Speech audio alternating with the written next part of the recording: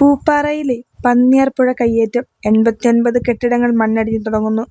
പ്രതിഷേധത്തിനിടെ കർശന നടപടി. പ്രകൃതിയെ സംരക്ഷിക്കാനുള്ള കോടതികളുടെ കർശന ഇടപെടലിന് പിന്നാലെ ഇടുക്കിയിലെ പൂപ്പാറയിൽ പന്നിയാർപ്പുഴ കയ്യേറി നിർമ്മിച്ച കെട്ടിടങ്ങൾ റവന്യൂ വകുപ്പ് പൊളിച്ചു നീക്കി തുടങ്ങി.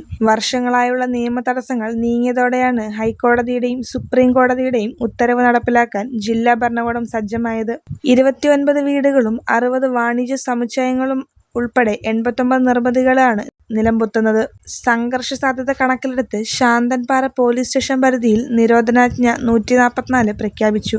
പ്രദേശത്തേക്കുള്ള വാഹന ഗതാഗതവും ജനങ്ങളുടെ സഞ്ചാരവും പൂർണ്ണമായും നിരോധിച്ചാണ് റവന്യൂ വകുപ്പിന്റെ നടപടി. ഒഴിപ്പിക്കൽ നടപടികൾ ഇങ്ങനെയാണ്. രാവിലെ തന്നെ മണ്ണുമാന്തി യന്ത്രങ്ങളുമായി റവന്യൂ സംഘം പൂപ്പാറയിലെത്തി. മൂന്നാർ സ്പെഷ്യൽ തഹസിൽദാരുടെ നേതൃത്വത്തിലുള്ള സംഘമാണ് നടപടികൾക്ക് മേൽനോട്ടം വഹിക്കുന്നത്.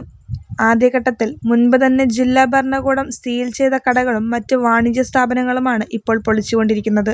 പുഴയുടെ സ്വാഭാവിക ഒഴുക്കിനെ തടസ്സപ്പെടുത്തും വിധം പുഴയുടെ അതിരുകൾക്കുള്ളിൽ തന്നെ നിർമ്മിച്ച വലിയ കോൺക്രീറ്റ് കെട്ടിടങ്ങൾ ഇതിൽ ഉൾപ്പെടുന്നു.